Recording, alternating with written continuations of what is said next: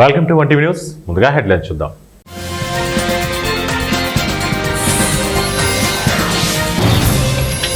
ఇండియాలో ఇన్వెస్ట్ చేసేందుకు ఇదే బెస్ట్ టైం, ప్రధాని మోదీ.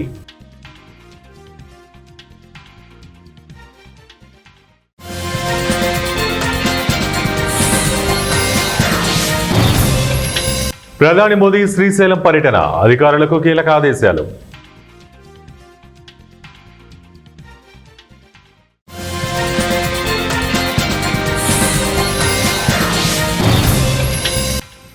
వైసీపీకి ప్రత్యేక యూట్యూబ్ ఛానల్ లాంచ్ చేసిన జగన్.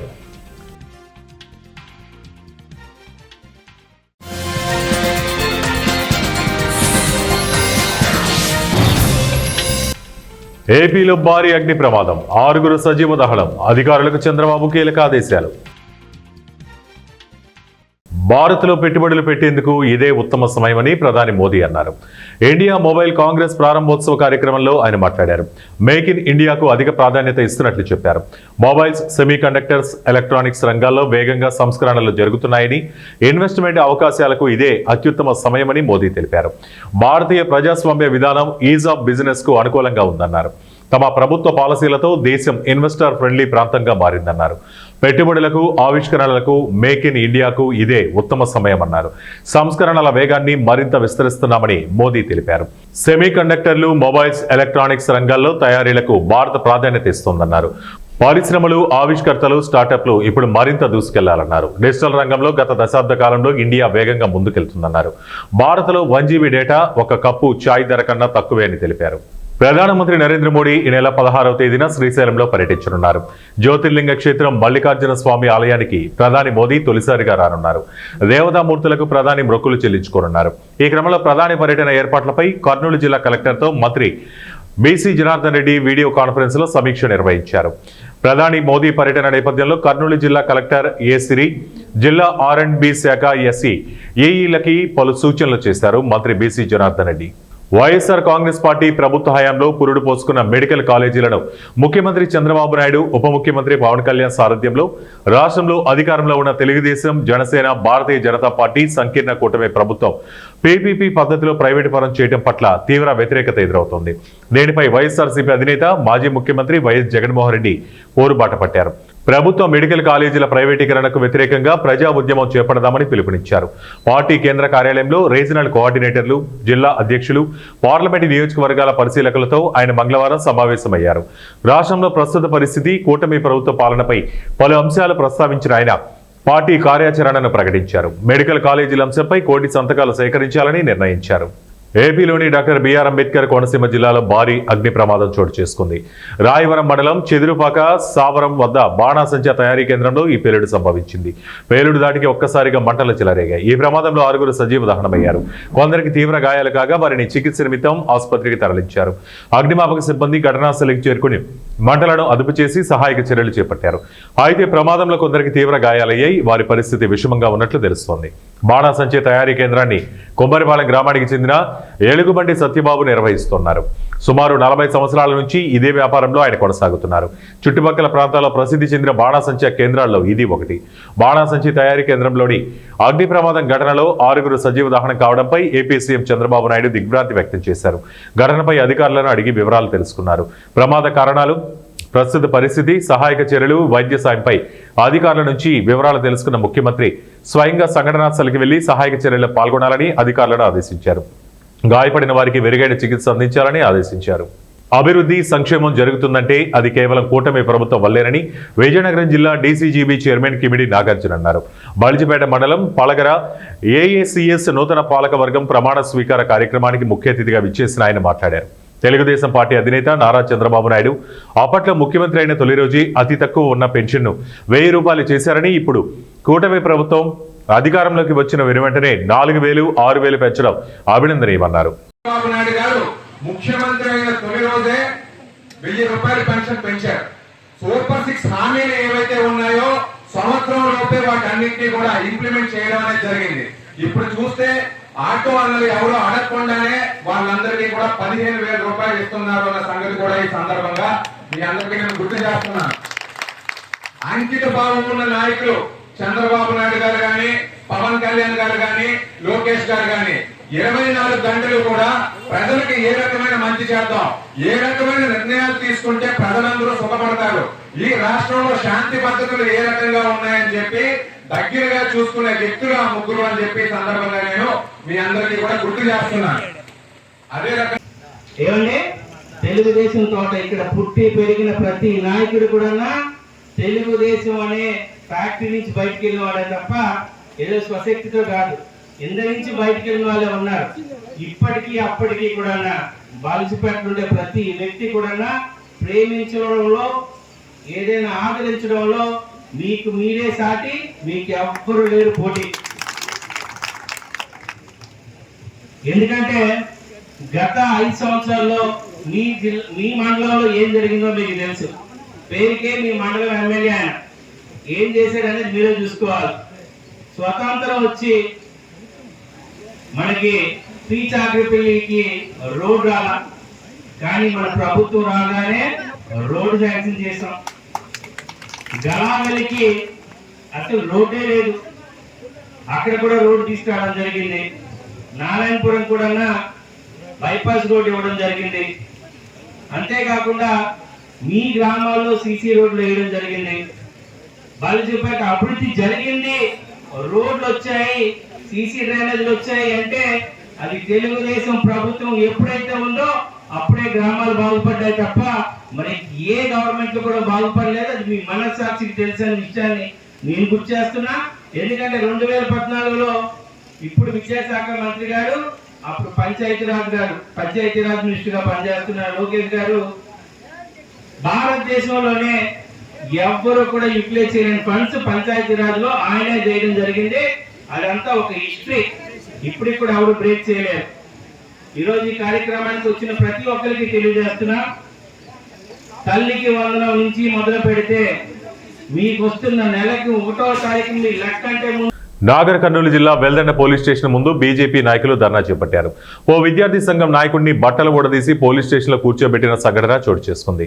దీనిపై విద్యార్థి సంఘం నాయకులు సిఐ రెడ్డి అహంకారంతో విద్యార్థి సంఘం నాయకులని బట్టలు ఊడదీసి నిలబెట్టారంటూ ఆందోళనకు దిగారు.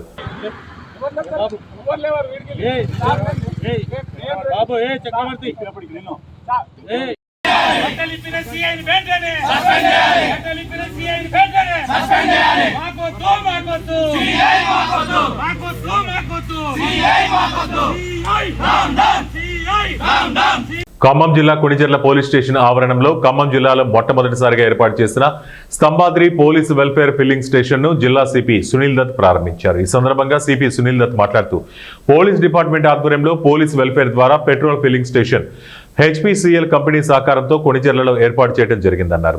జిల్లాలోని ప్రజలు వెల్ఫేర్ ద్వారా నెలకొల్పిన పెట్రోల్ బంకుకు వచ్చి ఆయిల్ వాడి చూడండి, మంచి క్వాలిటీ పెట్రోల్ డీజిల్ అందిస్తామని, ఆయిల్ యొక్క క్వాలిటీ చెక్ చేయండి, వెహికల్ ఆయిల్ కొట్టేటప్పుడు మీటర్ రీడింగ్ చెక్ చేసుకోవాలని, ప్రజలందరికీ మంచి సర్వీస్ పూర్తి క్వాలిటీతో పెట్రోల్ డీజిల్ అందిస్తామని, పోలీస్ వెల్ఫేర్ ద్వారా నెలకొల్పిన పెట్రోల్ బంక్ ఆయిల్ వాడటం వలన వెల్ఫేర్ కు సహకరించిన వారవుతారన్నారు. ఈ కార్యక్రమంలో హెచ్పిసిఎల్ అధికారులు, పోలీసులు పాల్గొన్నారు.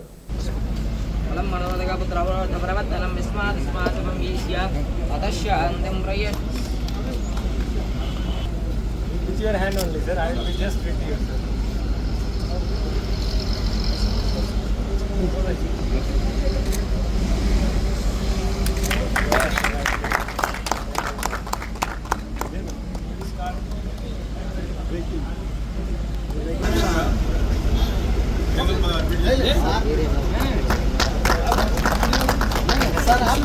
ये तो आपके थ्रू होना भाई.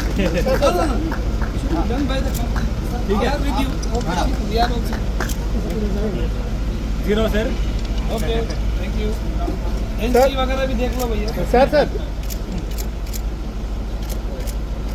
बोलते हैं क्या सर? No फाइल ऑलरेडी बोले हो. 516 feet here. Okay. Continue. Sir एक बार sir okay sir thank you very much sir thank you very much हो गया भाई मेरा सर हो गया बेस्ट पेमेंट होगा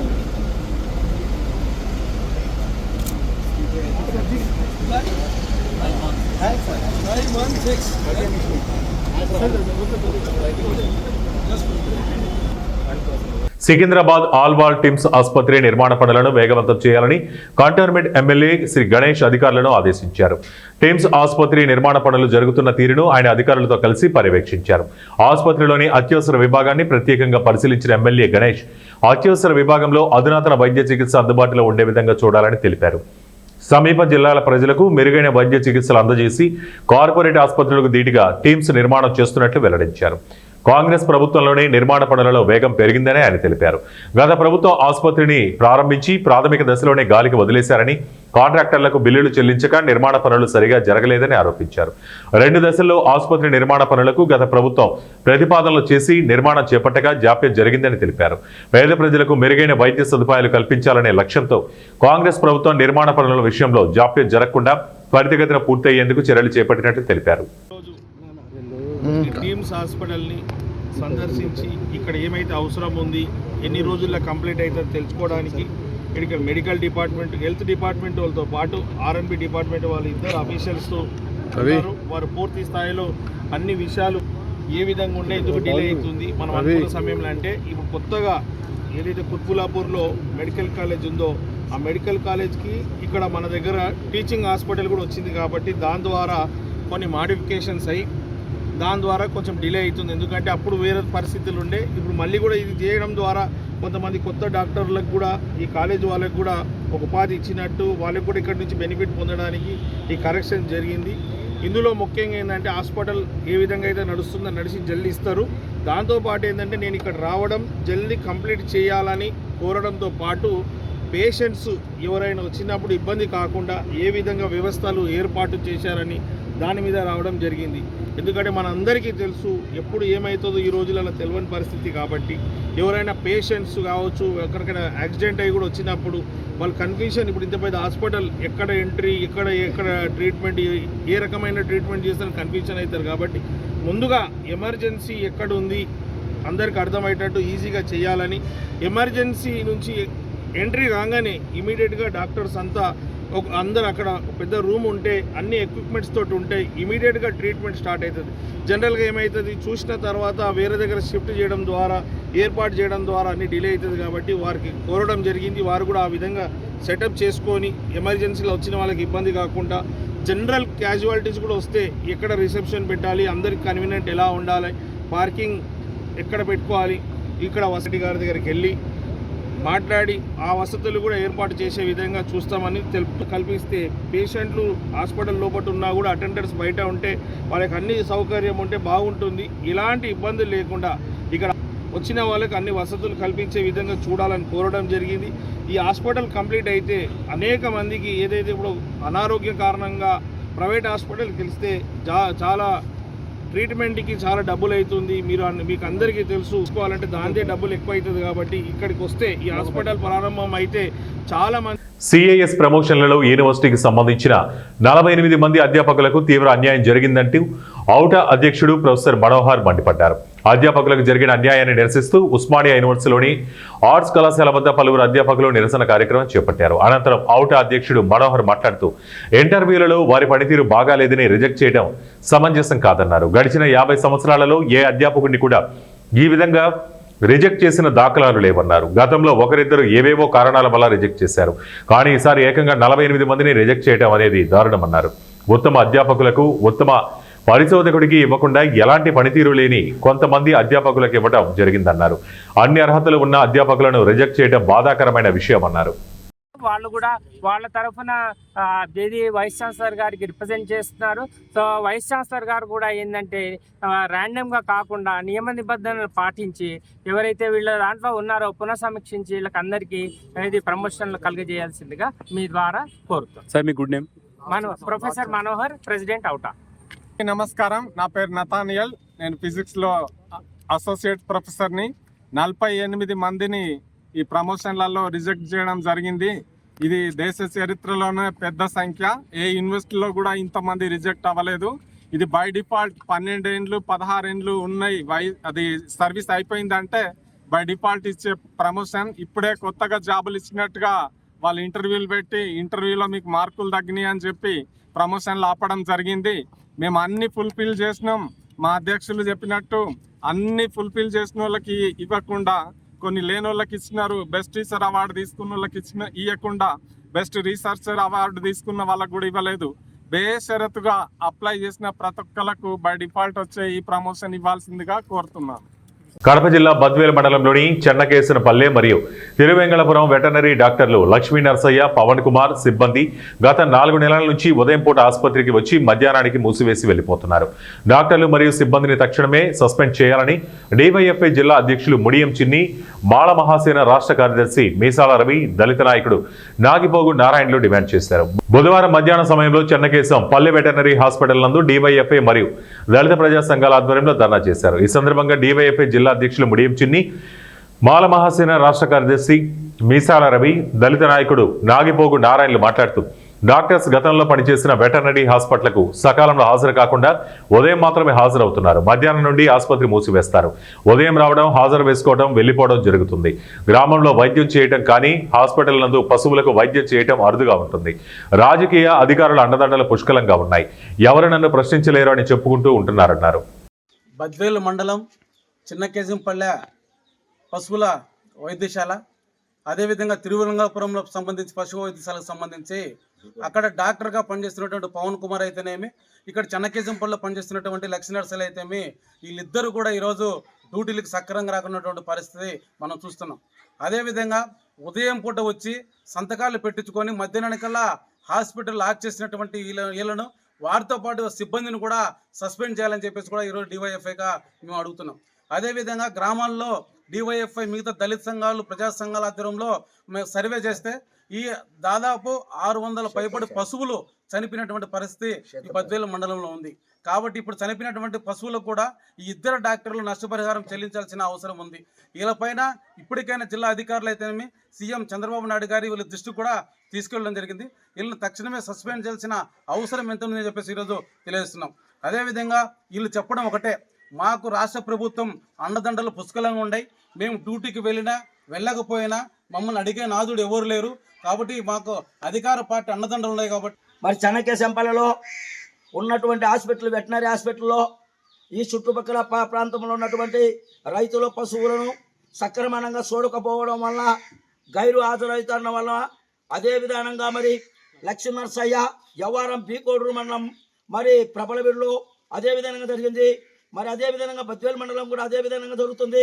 కాబట్టి వెంకట నరసయ్యను వెంటనే సస్పెండ్ చేసి వెంటనే డిస్మిస్ చేయాలని చెప్పి మా ప్రధానమైనటువంటి డిమాండ్ ప్రజా సంఘాలతో కలిసి మరి కాబట్టి వెంకట నరసయ్య పైన కూడా ఈ డ్యూటీకి వస్తానని చెప్పి వచ్చి సంతకాలు పెట్టి దొంగ సంతకాలు పెట్టి గైడు హాజరవుతున్నందువల్ల ఆయన పైన చట్టపరమైన చర్యలు తీసుకొని క్రిమినల్ కేసు కూడా నమోదు చేయాలి అని మా ప్రధానమైన డిమాండు. మా డివైఎఫ్ఐ మరి మరి సీనియర్ నాయకుడు అయినటువంటి మా చిన్న గారు కూడా మాట్లాడతారు.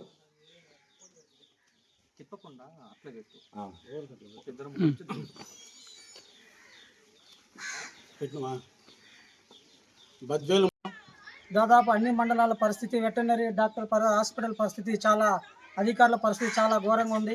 ఎవరు కూడా పూర్తి స్థాయిలో ప్రభుత్వాలకు అనుగుణంగా ఉదయం నుంచి సాయంకాలం వరకు హాజరు కాకపోవడము, అదేవిధంగా గ్రామాలకు వెళ్ళి మరి పశువుల సంగతి కానీ, గొర్రెల సంగతి కానీ, మేకల సంగతి కానీ, వాటి యొక్క బాగోగులు చూడడం కానీ పూర్తి నిర్లక్ష్యంగా వ్యవహరిస్తున్నారు. అందులో భాగంగా మరి డాక్టర్ లక్ష్మీ నరసయ్య గారు గతంలో ప్రబలవీల్లో కూడా అదేవిధంగా 5 ఏళ్ళు కూడా ఇదే విధంగా కొనసాగించినారు. అసలు డాక్టర్ అనేది కూడా ప్రజల్లో తెలియదు చాలా వరకు.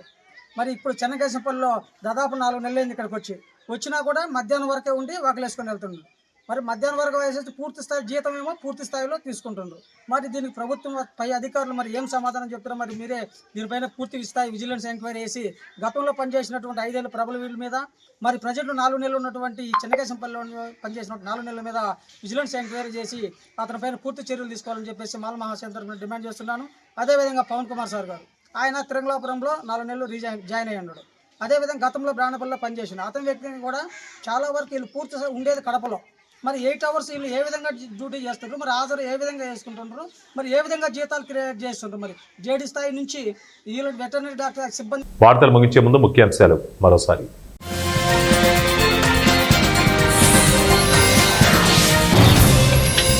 ఇండియాలో ఇన్వెస్ట్ చేసేందుకు ఇదే బెస్ట్ టైం, ప్రధాని మోదీ.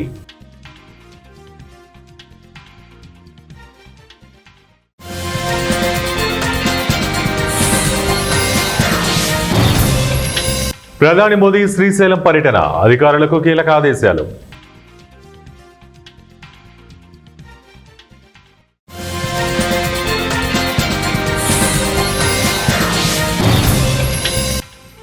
వైసీపీకి ప్రత్యేక యూట్యూబ్ ఛానల్ లాంచ్ చేసిన జగన్.